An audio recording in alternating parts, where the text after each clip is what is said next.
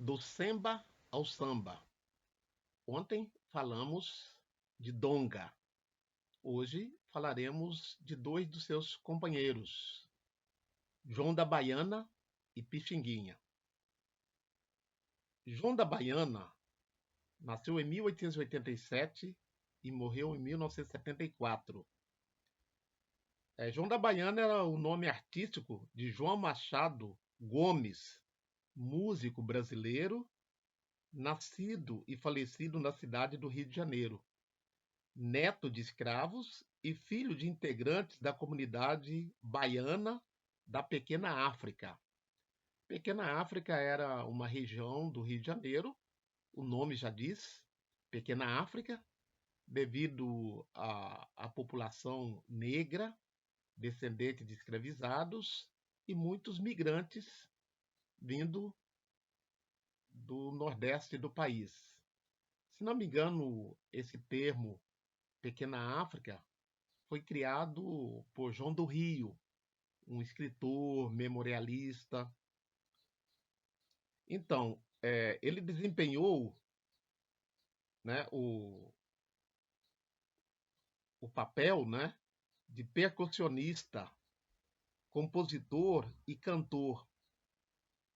E também, né, na transmissão e na difusão da tradição afro-brasileira entre 1923 e 1968. Compôs e participou de várias gravações, shows de programas radiofônicos, deixando vários registros, né? Então, esse foi uma breve biografia, curtíssima biografia do João do Rio, extraído aqui, como já apresentei a vocês, da obra de Ney Lopes, Enciclopédia Brasileira da Diáspora Africana. Sobre Pixinguinha, nós temos aqui na outra enciclopédia também, que já é nossa conhecida, né? Aqui, Enciclopédia Negra, organizada pelo Flávio dos Santos Gomes, Jaime Laureano e Lília Moritz Schwartz, também já nossa conhecida. Então, vamos conhecer um pouco da trajetória de Alfredo da Rocha Viana, popular Pixinguinha, nascido em 1897 e faleceu em 1973. Filho de Alfredo da Rocha Viana e de Raimunda Maria da Rocha Viana.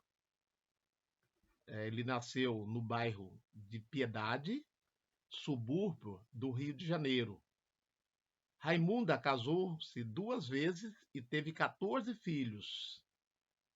Alfredo Viana, funcionário público e também músico amador, com predileção pelo choro, foi o seu segundo marido. Pixinguinha, apelido que lhe foi atribuído pela família, no caso, Pizindim ou Pizinguim, que significava menino bom, no dialeto natal do avô do menino.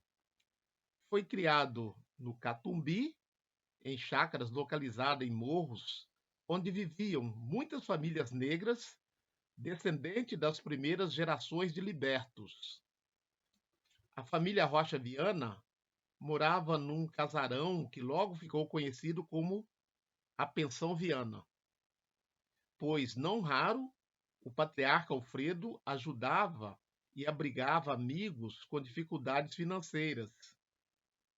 Foi assim que Pixinguinha teve contato com o músico Irineu de Almeida, que nasceu em 1863 e morreu em 1914. Importante na sua iniciação musical. Aliás, Alfredo Viana sempre promovia reuniões musicais em sua casa, onde certamente Pixinguinha, ainda pequeno, ouviu chorinhos e conheceu célebres chorões. Então, essa questão da do autodidatismo da população negra, sobretudo no pós-abolição. Aprendeu dos pais, que muitas vezes aprendeu dos avós, dos bisavós, né? Então, a exemplo do que nós vimos também do Donga, logo cedo ele também aprendeu, né, a música dentro de casa a partir dos conhecimentos transferidos dos mais velhos, né? A formação escolar de Pixinguinha deu-se num colégio particular e depois no Liceu Santa Teresa e no Colégio São Bento. Mas o principal interesse da numerosa família eram as atividades musicais, como as aulas de músicas e de instrumento com Borja Leitão, um vizinho do bairro. Rapidamente, os irmãos Otávio, Henrique e Léo aprenderam o cavaquinho, banjo, violão de 6 e 7 cordas. É importante a gente lembrar que, por essa época, esses instrumentos eram tidos como os instrumentos, vamos dizer assim, de boêmios, do pessoal da noite. Não eram tidos como instrumentos clássicos, que os instrumentos clássicos eram os pianos, os violoncelos e assim por diante. Eu lembro que na minha infância, e olha que eu estou só com 63 anos de idade, né? O meu irmão mais velho queria aprender violão. Até ganhou um violão da minha avó materna. Mas lembro bem que o pai dizia que violão era instrumento de boêmio, que música não dava camisa a ninguém. E terminantemente proibiu o meu irmão de tocar violão. Posteriormente,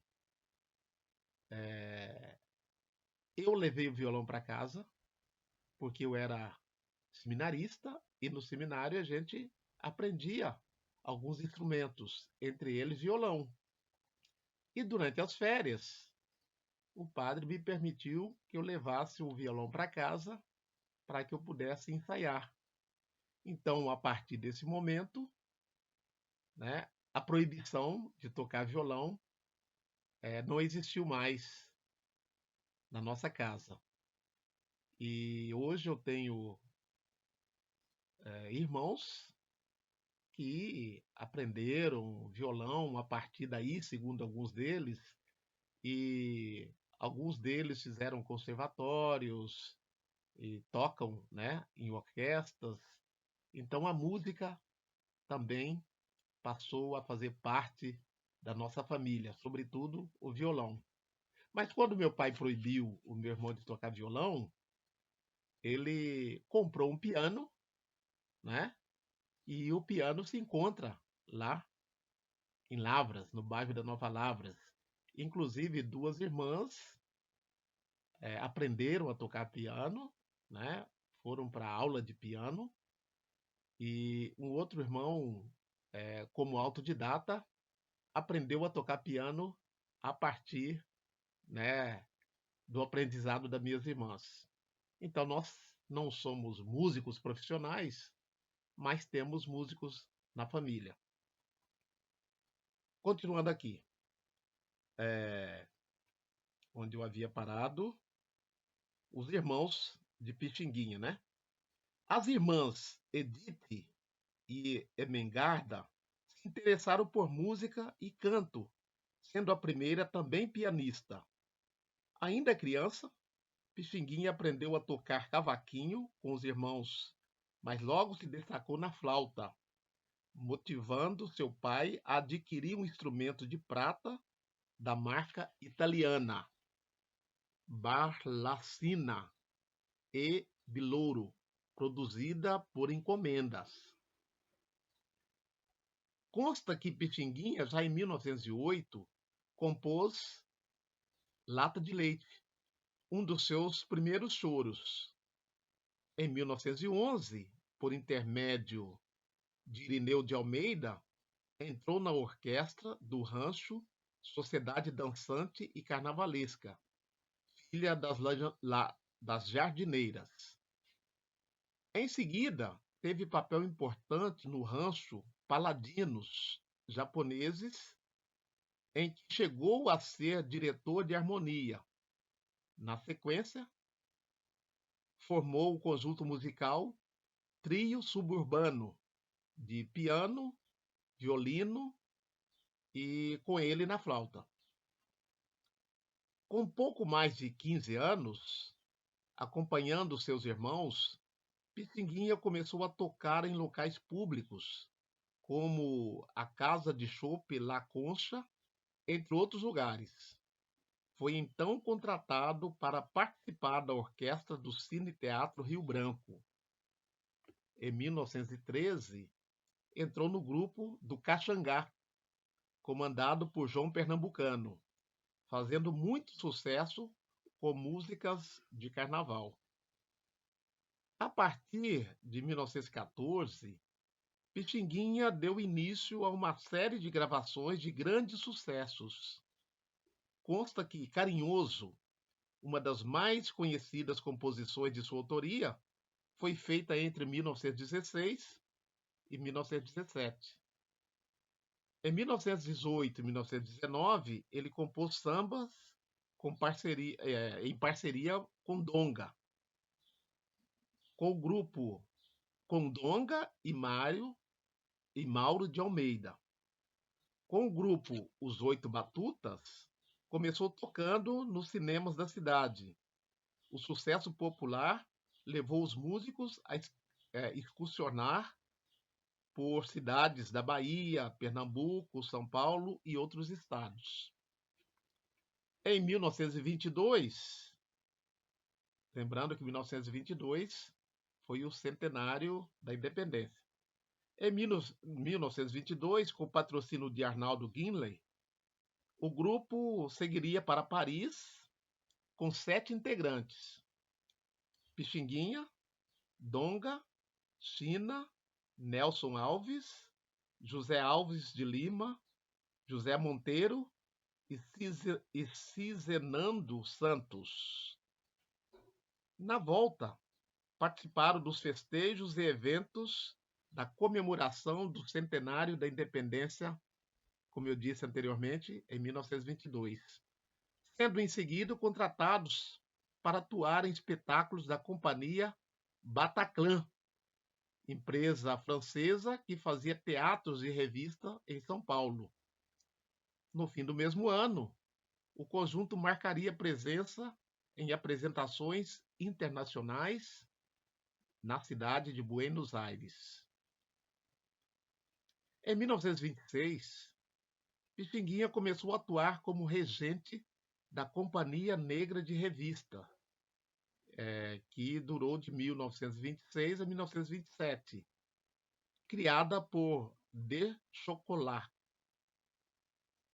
Ali conheceu sua futura esposa, Albertina Nunes Pereira, estrela que se apresentava com o pseudônimo de Jandira Aimoré, e foi morar em Ramos.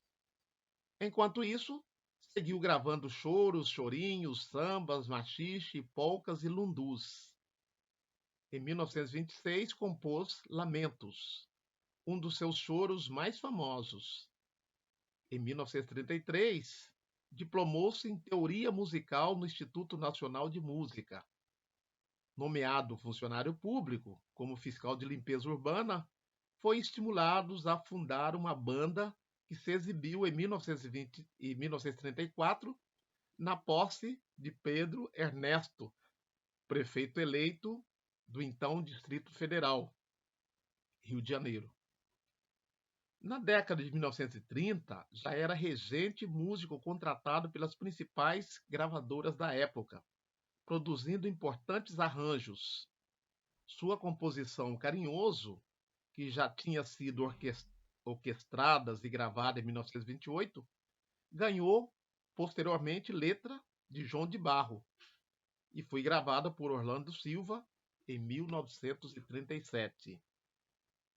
Na década de 40, Pixinguinha passou a integrar o conjunto de Benedito Lacerda, continuando a compor e a gravar músicas de sucesso.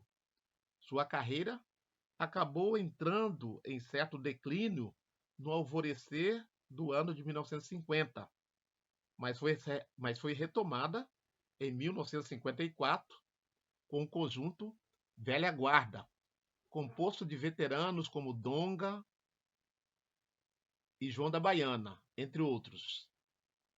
Em 1954, Pixinguinha deixou um depoimento com vários registros audiovisuais. O filme tem a direção de Tomás Farcas e foi realizado durante as festividades do aniversário de São Paulo e da inauguração do Parque do Ibirapuera. Na década de 1960, Pixinguinha conviveu com alguns problemas de saúde que lhe afetaram a rotina. Ainda assim, seus sucessos continuavam vivos na interpretação de importantes músicos de choro, como Jacó do Bandolim, Altamiro Carrilho e outros. Outros conjuntos que gravavam disco com suas composições. Em vida, não faltaram homenagens e reconhecimentos a Pixinguinha, como sanfonista, solista, compositor, regente e arranjador, era a figura destacada desde a década de 20. Trata-se, sem dúvida, de um dos maiores compositores da música popular brasileira, especialmente nas tradições do choro e do chorinho. Pixinguinha faleceu em 1973, dentro da igreja Nossa Senhora da Paz, em Ipanema, quando participava de um batizado. O músico recebeu várias homenagens que o imortalizaram. A mais conhecida foi feita pela Portela, no Carnaval de 1974, no samba enredo que dizia, abre aspas, Portela, teu carinhoso tema é oração, para falar de quem ficou como devoção. Em nosso coração, pizindim, pizindim, pizindim.